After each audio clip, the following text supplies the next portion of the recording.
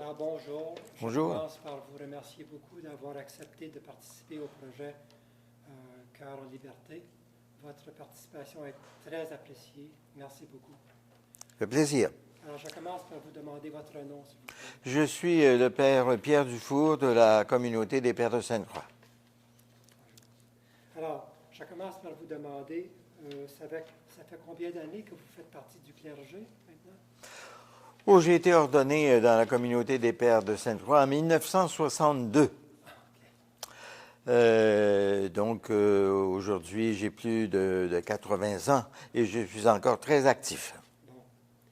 Et puis, vers quelle année est-ce que votre communauté s'est engagée à s'occuper des réfugiés qui venaient du sud-est? Alors, ma communauté a commencé à s'occuper des boat people, comme on les appelait à ce moment-là, vers les années 80.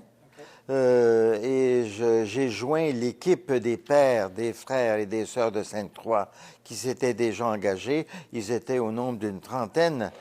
Avec des budgets très, très importants, la communauté a investi beaucoup d'argent pour s'occuper des réfugiés. Et moi, je suis devenu actif au milieu d'eux à partir des années 1984-85. Mais eux, ils avaient commencé dans les années 81-82. OK.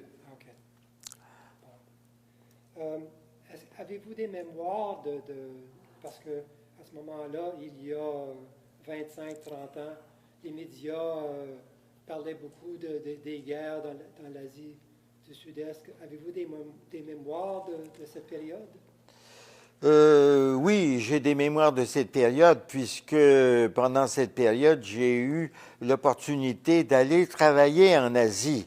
Après les avoir accueillis ici, d'ailleurs, c'est lors d'un voyage à Manille que j'ai découvert les camps de réfugiés où des milliers d'entre eux étaient en attente pour venir au Canada et au Québec en particulier. Et suite à une expérience dans les camps de réfugiés où les sœurs de l'Immaculée Conception qui étaient actives là à Manille m'ont fait découvrir cette réalité que j'ignorais totalement.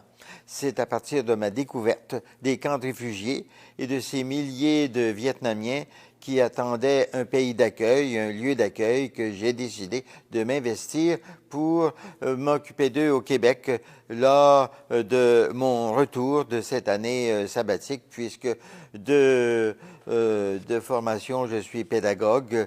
J'ai travaillé pendant plus de 25 ans à la commission scolaire Sainte-Croix, à Ville-Saint-Laurent, comme conseiller en éducation chrétienne. Et c'est en parallèle à ce travail d'éducation scolaire que je me suis investi au niveau des réfugiés. OK. Est-ce que vous vous souvenez, vous avez passé combien de temps dans les camps de réfugiés à ce moment-là? Lors de ma découverte des camps, j'ai passé une semaine ou deux, puisque c'était une année sabbatique qui m'a emmené au Japon, visiter un cousin qui était actif là comme père de missions étrangères. Et je suis allé aussi visiter ma communauté en Inde, et qui est très implantée là-bas. Et c'est surtout à mon retour de cette année sabbatique à la fin 1984 que j'ai joint l'équipe des Sainte-Croix qui était déjà à pied d'œuvre pour s'occuper des réfugiés à Montréal en particulier.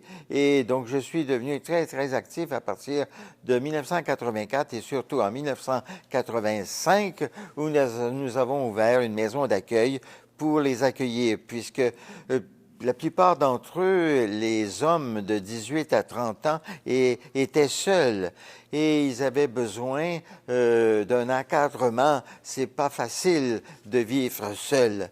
Donc, la maison d'accueil les a beaucoup aidés à se ressaisir, à retrouver leur identité, à repartir, à retrouver des motifs pour dépasser cette période de survivance qui était très éprouvante pour eux. Et on les a aidés à apprendre la langue d'une part. Et c'était pas facile puisque le français est une langue plus difficile que l'anglais pour eux. Mais ils se sont investis et ils ont réussi, la plupart d'entre eux. Et puis, On les a aidés à s'intégrer à notre société avec les fonctionnements de notre société nord-américaine québécoise. Et on les a aidés à rebâtir un peu leur santé, très abîmée dans certains cas. J'ai passé des nuits aux urgences des hôpitaux pour les aider à surmonter des mal de dents, des mal de ventre, des maladies de peau et toutes sortes de maladies qu'ils avaient pour retrouver une bonne santé et leur permettant de fonctionner comme il se devait dans notre société. D'accord. Avez-vous des mémoires, lorsque vous avez visité les camps de réfugiés, avez-vous des mémoires, des conditions dans les camps? Oui.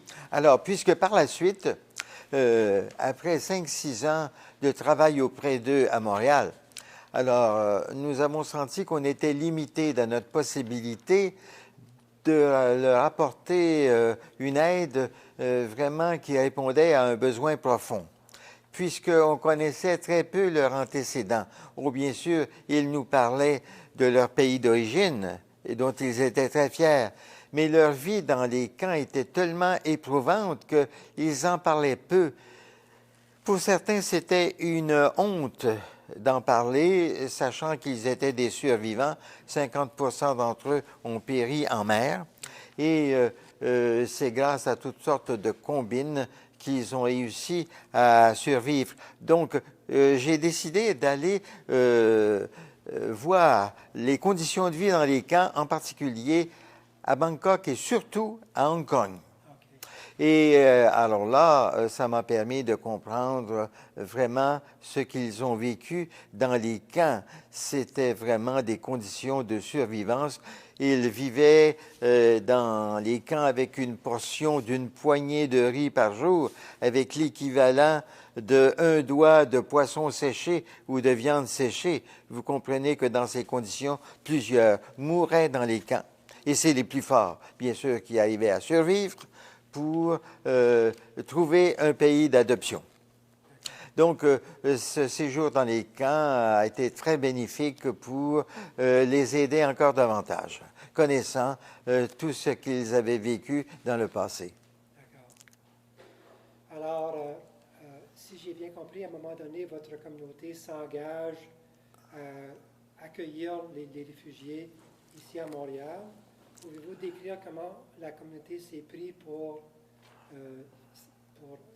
Alors, la communauté a fait appel à ceux qui étaient intéressés par cette situation nouvelle, l'accueil des Boat People à Montréal.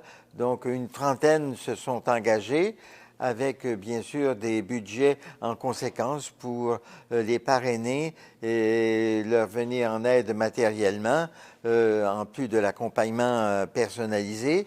Et c'est dans ce contexte-là qu'on a vu l'avantage qu'on aurait à mettre sur pied une maison d'accueil, une maison qui appartenait aux Sœurs de Sainte-Croix et qu'ils nous ont mis à notre disposition. Cette maison d'accueil s'est ouverte en février 1985 et elle pouvait accueillir entre 15 et 20 réfugiés qui restaient avec nous entre une année et demie, pour justement apprendre la langue, s'ajuster à notre société, avec les autres, retrouver espoir en l'avenir et devenir plus indépendant en quittant la maison d'accueil. Donc, pendant les 9 ans, cette maison est restée ouverte jusqu'en 1994, mais quand on a décidé de fermer cette maison parce que les sœurs voulaient la réutiliser, les pères de Sainte-Croix nous ont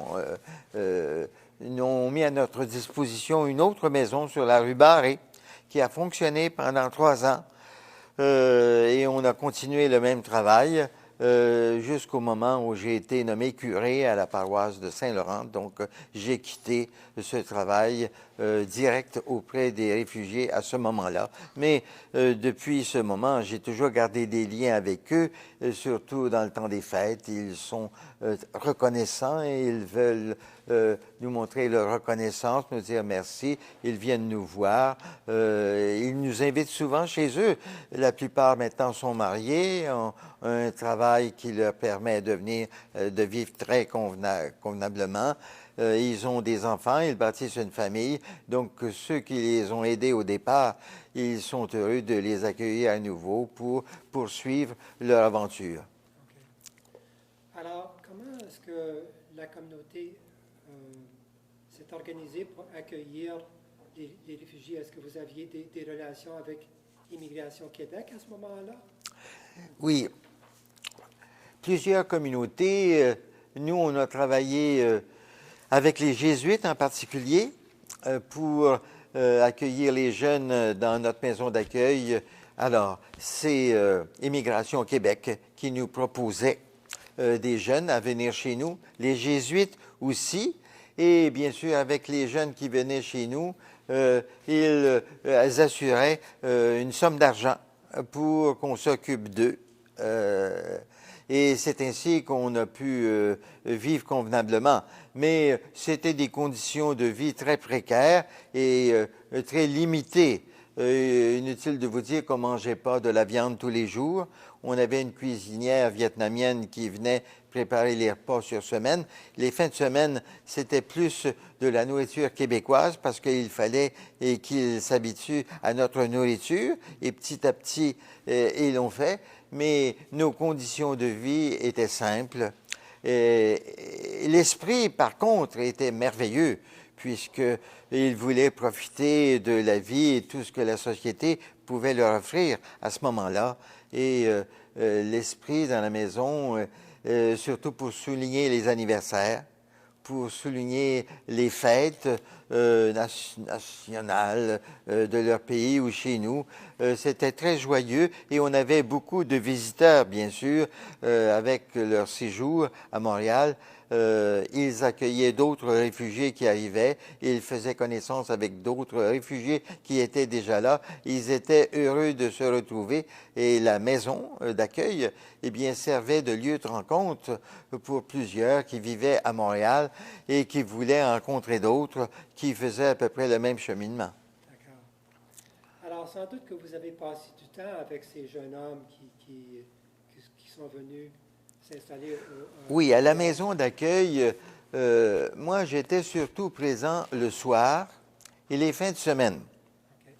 Je travaillais étroitement avec une sœur de Sainte-Croix. Elle était surtout présente le jour, alors que moi, j'y étais surtout le soir et les fins de semaine, puisque je travaillais à plein temps à la commission scolaire comme conseiller pédagogique. Donc, on se complétait ainsi. C'était bon d'avoir deux animateurs, puisqu'on ne peut pas plaire à tout le monde. Certains allaient plus spontanément du côté de sœur Gertrude, c'était son nom, et d'autres venaient plus spontanément de mon côté raconter leurs besoins, leurs préoccupations, et ça fonctionnait très bien de cette manière. D'accord. Ce qui m'intéresse de savoir, c'est ces jeunes-là, est-ce qu'ils vous ont raconté leurs histoires? Est-ce qu'ils vous ont raconté comment ils ont quitté le Vietnam, comment leur cheminement pour finalement se rendre ici au Canada? Oui. À partir du moment où ils étaient en confiance et qu'ils étaient en bonne santé, puisqu'à partir du moment où on a des problèmes personnels, c'est difficile de parler d'où l'on vient et ce qu'a été notre cheminement. Mais à partir du moment où ils sont en santé, qu'ils sont bien là où ils vivent, là, ils commencent à parler de leurs origines. Ils aimaient parler de leur pays d'origine, le Vietnam, pour lequel ils avaient beaucoup d'admiration, même si c'est un pays qui a connu la guerre. Et ils ont connu la guerre et à ce niveau-là, ils conservent beaucoup de mauvais souvenirs puisque les familles ont été décimées. Il y a eu beaucoup de problèmes, de violences. Et c'est dans ce contexte de guerre qu'ils ont pensé à quitter le pays d'une façon ou d'une autre. Donc, leurs parents, des amis ou eux-mêmes arrivaient à s'embarquer dans des bateaux de fortune.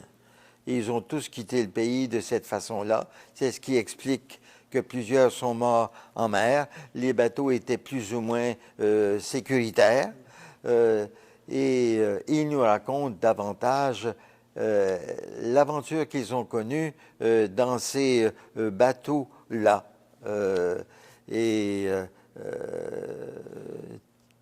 Ils étaient cependant conscients que ce qu'ils avaient vécu là, c'était difficile. Et ils étaient des survivants. Ils en parlaient jusqu'à un certain point. Ils étaient tous très croyants, pas nécessairement catholiques, mais ils avaient une foi en Dieu et qui leur avait permis de survivre et qui les invitait à refaire leur vie autrement dans un pays d'adoption qui était le Québec. Donc, tous avaient un esprit très positif. Nous avons, malgré tout, rencontré peu de jeunes qui étaient dépressifs et qui avaient perdu foi en une vie meilleure. Au contraire, ils étaient tous remplis de rêves et d'ambitions pour le futur. C'est ce qui explique qu'à peu près tous ont réussi à bien s'intégrer dans notre société, fonder des familles, trouver du travail, et maintenant, ils mènent une vie très stable, un peu semblable à celle des Québécois. Ils sont fiers d'être au Québec qui les a accueillis et ils sont heureux de retrouver ceux et celles qui les ont aidés à se rendre jusque-là. D'accord. Ces jeunes hommes-là ont été hébergés ensemble dans le foyer. Sans doute qu'ils ont formé des relations ensemble. Ils sont devenus frères, peut-être même. Vous pouvez vous parler de ça un peu? Oui, oui. Certains recherchaient des amitiés, puisqu'ils se sentaient seuls. Quand ils sont arrivés au Québec, ils étaient, dans la plupart des cas, vraiment seuls, blessés à plusieurs niveaux, et de retrouver un contexte de vie familiale. Alors, ça leur importait beaucoup, et ils ont établi des liens nouveaux avec ceux qu'ils rencontraient. Et ces liens, dans bien des cas, sont devenus très forts et ils existent encore aujourd'hui. Donc, avec ces liens, ils ont établi de relations nouvelles et ça leur a permis de grandir et de trouver leur place dans notre société. Oui, ces amitiés nouvelles qu'ils ont établies ont été très, très importantes dans leur évolution. Et j'assume aussi que la communauté a gardé un certain contact avec ces jeunes-là durant les années. Pas la communauté comme telle, mais les membres de nos communautés qui ont été en contact avec tous ces boat people. Certains aujourd'hui, vous savez, sont décédés, puisque certains d'entre eux avaient déjà un âge avancé. La religieuse qui a animé la maison d'accueil avec moi est décédée il y a quelques années, mais jusqu'à sa mort et même au moment de ses funérailles, beaucoup de réfugiés se sont manifestés pour exprimer leur reconnaissance pour tout ce qu'elle avait fait pour eux. Mais nous sommes encore plusieurs, toujours vivants, et nous avons des liens importants et intéressants avec tous ces jeunes que nous avons parrainés qui sont aujourd'hui des hommes d'âge mûr, avec leur famille, avec leur travail, avec leur intérêt très diversifié dans une société comme la nôtre qui leur permet de profiter de tout ce que cette société peut leur offrir et d'avancer vers un futur qui est très positif pour eux. Surtout, c'est leurs enfants qui prennent la relève. Et vis-à-vis de leurs enfants, ils aiment bien raconter tout ce qu'ils ont vécu et faire connaître ceux et celles qui les ont aidés comme ça à évoluer dans notre société. Pouvez-vous parler de comment la communauté s'est prise pour, par exemple, enseigner le français aux réfugiés? Comment s'occuper de leurs soins de santé, etc.? Alors, ça s'est fait de plusieurs façons. Inutile de vous dire que plusieurs d'entre eux recherchaient l'un d'entre nous pour leur donner des cours particuliers. Parce qu'à ce niveau-là, l'apprentissage de la langue se fait plus rapidement et d'une façon plus intéressante. Mais nous avons mis sur pied, à travers l'organisme Promis, mais nous avons collaboré aussi avec d'autres organismes qui étaient subventionnés par le gouvernement du Québec pour permettre à un plus grand nombre l'apprentissage de la langue parce qu'ils étaient très nombreux. Et nous n'étions pas assez nombreux pour donner des cours privés. Alors, la mise sur pied de cours pour des groupes s'est organisée et ça a donné des résultats extraordinaires puisque dans bien des cas, nous étions obligés de refuser des jeunes qui voulaient s'intégrer à ces cours puisque très vite, eh bien, ça s'est rempli, ces cours qu'on a fait connaître. Et ça a donné d'excellents résultats. Nous avons trouvé des professeurs qui sont devenus avec le temps très compétents pour l'apprentissage de la langue auprès des Vietnamiens en particulier. Donc, le fait aussi de regarder la télévision, ça les aidait beaucoup. Et le fait de fréquenter des Québécois, ça les aidait aussi. Inutile de vous dire qu'à la maison, c'était pas recommandé de continuer entre eux à parler vietnamien. On les invitait surtout au repas et lors des rencontres, là, de parler français. Et de ce côté-là, ils se sont mis à parler français, même si au début, c'était un peu difficile. Mais très vite, ils dépassent un seuil de difficulté pour reconnaître que c'est relativement facile, passer un certain temps, de progresser dans l'apprentissage du français. D'accord. En termes de leurs besoins de santé, par exemple. Oui. Alors, je vous disais au début de cette entrevue que plusieurs arrivaient chez nous avec des santé abîmées. L'expérience des Boat People était très éprouvante. Et les années de guerre qu'ils ont connues dans leur pays facilitaient pas les soins de santé. Donc, j'ai passé des nuits entières dans les urgences pour régler des problèmes de maux de dents, régler des problèmes de maux d'estomac, de toutes sortes, des problèmes de peau. Des problèmes aussi de vue visuelle, et certains d'entre eux avaient besoin de lunettes. Donc, nous avons essayé de répondre avec les moyens du bord à ces besoins-là de santé. Et très tôt, ils s'y ont mis eux-mêmes en faisant attention à l'alimentation, en recourant aux remèdes à la disposition de ceux qui veulent guérir des petits problèmes de santé. Ils demandaient conseil.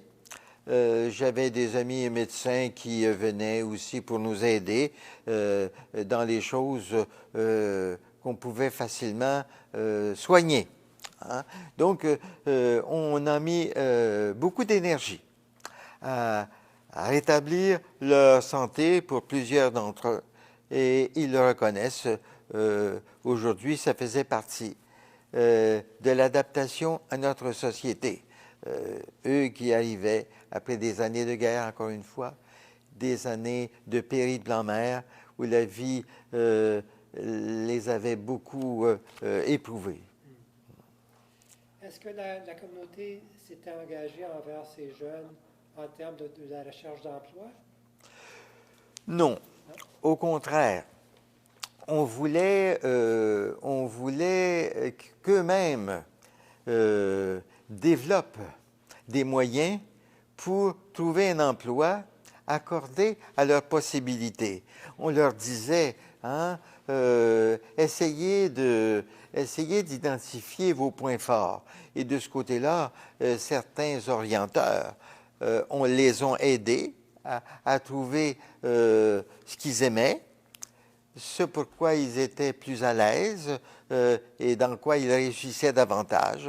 Donc, petit à petit, ils se sont aidés aussi mutuellement, mais ils ont consulté des Québécois pour les aider à trouver du travail et identifier ce dans quoi ils pourraient être le plus heureux, parce que c'est pas tout de trouver du travail. L'idéal, c'est de trouver un travail qu'on aime et qui est en accord avec nos possibilités et nos talents. Donc, tout ça s'est fait assez spontanément, avec les moyens et qui se présentaient à eux, et on cherchait à leur en apporter les moyens le plus possible. Est-ce qu'il y a de ces jeunes-là qui ont été hébergés dans votre communauté, est-ce qu'eux ont eu la chance de poursuivre leurs études? Peu sont allés aux études, puisque peu d'entre eux venaient de familles d'intellectuels. Vraiment, ce n'étaient pas des intellectuels. Peu d'entre eux ont développé le goût des études pour devenir des professionnels, que ce soit médecins, avocats, ingénieurs, peu d'entre eux. C'était plus des gens, des jeunes qui venaient de familles agricoles, de familles qui étaient surtout des manuels, et c'est là-dedans qu'ils sont allés. Et disons bien que dans toutes les sociétés, on a besoin de manuels habiles. Et de ce côté-là, ils étaient très habiles. Ils avaient une grande mobilité au niveau des doigts et des mains que les Québécois, d'une certaine façon, n'avaient pas. Et ils sont allés dans ces métiers qui demandaient beaucoup d'habileté manuelle et ils réussissaient beaucoup. Et ils étaient en demande. Vous avez parlé de la relation qui existait entre Immigration Québec et la communauté Oui. pour soutenir les jeunes. Est-ce que la communauté a participé dans d'autres partenariats aussi pour soutenir les besoins de ces jeunes-là? Vous avez parlé, par exemple, de l'organisme Promis. Oui, l'organisme Promis a été fondé par Sœur André Ménard, une sœur de l'Immaculée Conception qui avait été missionnaire pendant de très nombreuses années au Japon. Et voyant les besoins énormes qu'il y avait dans la région de Côte-des-Neiges à Montréal, a fondé l'organisme Promis. Je l'ai soutenu dans ce travail de fondation. D'autres pères de Sainte-Croix l'ont fait avec moi. J'ai été président du conseil d'administration de cet organisme pendant une dizaine d'années, alors que Sœur André Ménard était la directrice générale. Et elle, en tant que directrice générale, soutenue par un bon conseil d'administration, est allée chercher auprès du gouvernement québécois alors d'importantes subventions qui ont permis à l'organisme de se développer et de venir en aide à des milliers de nouveaux arrivants qui se sont installés surtout dans cette partie de Montréal qu'on appelle Côte-des-Neiges. Donc, ma communauté a beaucoup collaboré avec Promis pour développer cet organisme qui venait en aide aux nouveaux arrivants à Montréal et en particulier dans la région de Côte-des-Neiges. Et puis, est-ce que la communauté a cherché des bénévoles pour venir en aide à ces jeunes-là?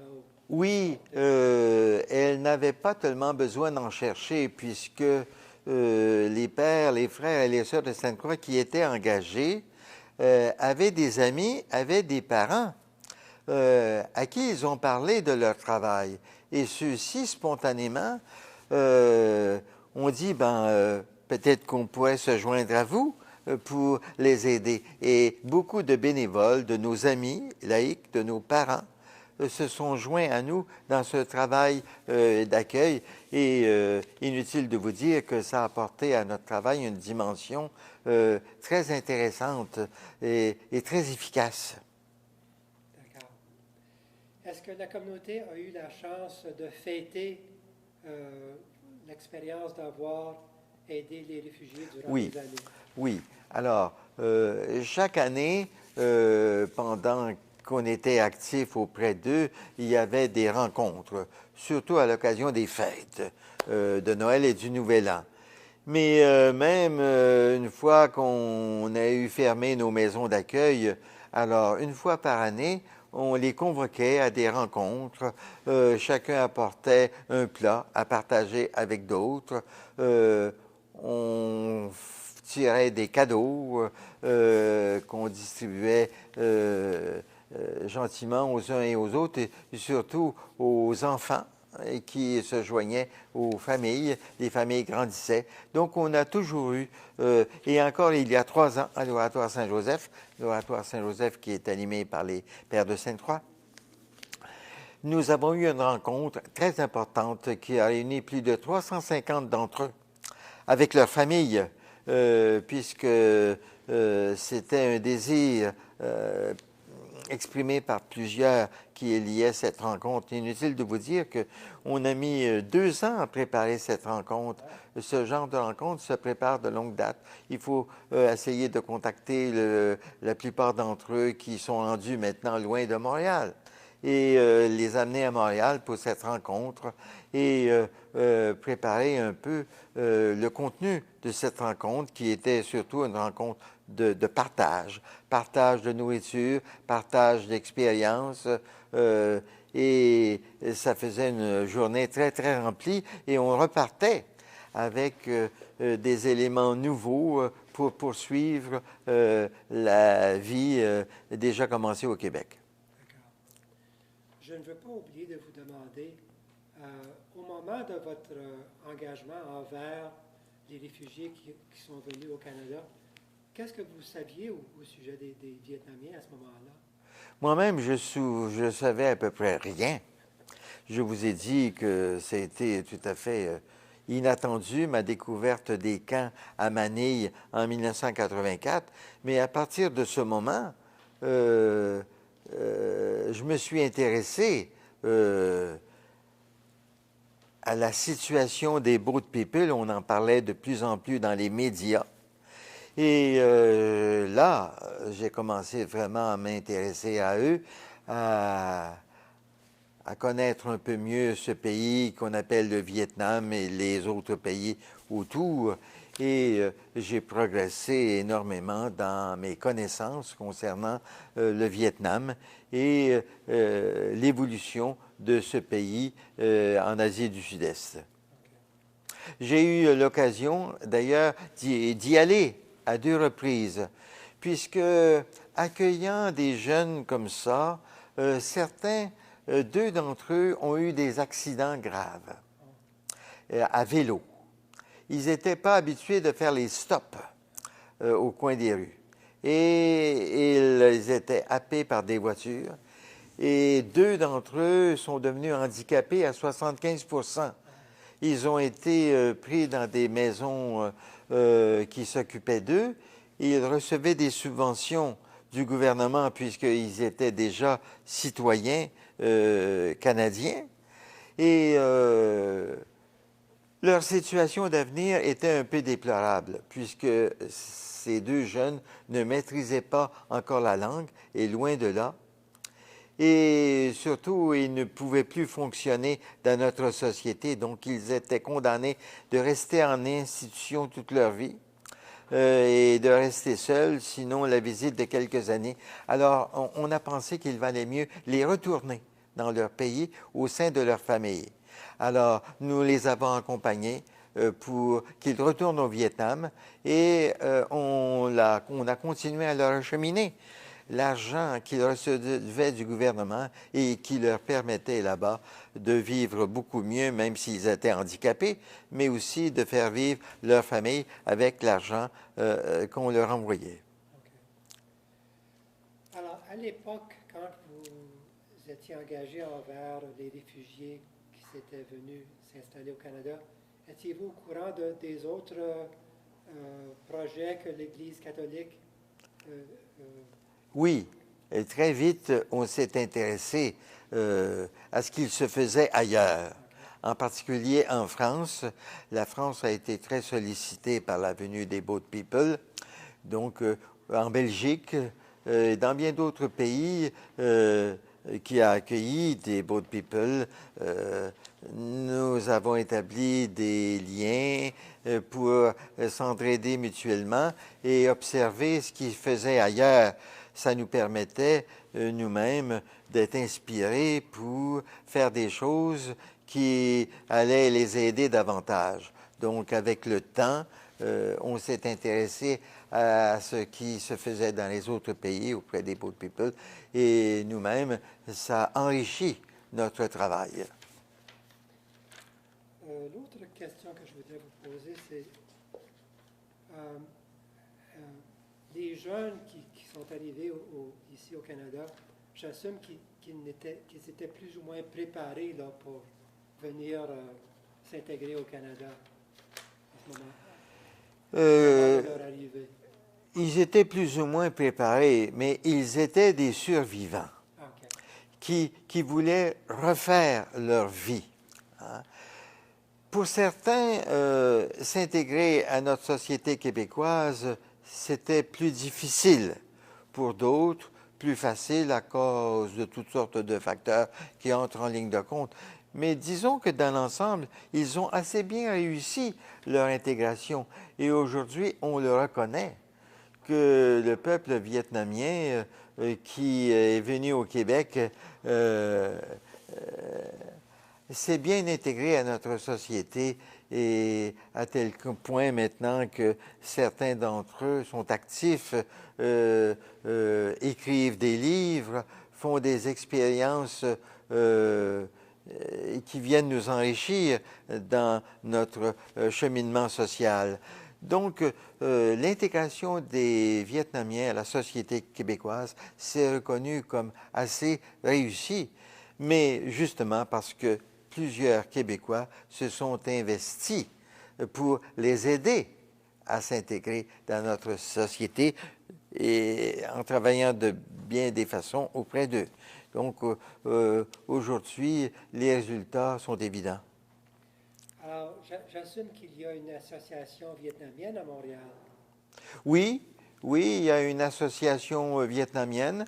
Il y a une paroisse vietnamienne qui a hérité de cette église où nous nous trouvons. Mais cette église, cette paroisse vietnamienne, c'est surtout pour aider les Vietnamiens qui veulent perpétuer leur langue et leurs coutumes. Ici, c'est des catholiques qui se rassemblent et le culte est en vietnamien. La messe est célébrée en vietnamien avec des prêtres. Le prêtre qui anime cette paroisse était lui-même un Boat People. Hein? Il est devenu prêtre et il anime cette paroisse catholique en vietnamien qui attire beaucoup de monde, surtout le dimanche. Mais disons bien que plusieurs d'entre eux qui sont bien intégrés au Québec désirent garder des liens avec leur pays d'origine et même au niveau de la langue. Ils ne veulent pas perdre complètement leur langue d'origine. Et cette communauté chrétienne vietnamienne leur permet de perpétuer ces liens au niveau de la langue et au niveau des coutumes. Merci.